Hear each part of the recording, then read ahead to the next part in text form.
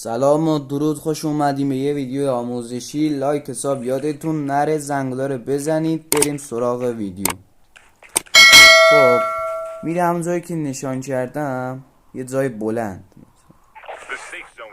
گانو میری به سمت راست، هر گانی باشه میتونی انجام بدی. خب میری همونجا، اول جامپ میزنی، بعد نایف، بعد سویت میکنی رو گان. همون کار رو سریع انجام بدی، شلاقی رو میتونی بزنی. الان ببین من چند بار امتحان کردم نشد، تو سومی شد. خب دوباره انجام میدم واسهتون ببینید چطوری هست. خب بزنیم. اصلا بات یه چیزی داره نمیخوره. خب دوباره شلاقی رو بزنیم. خب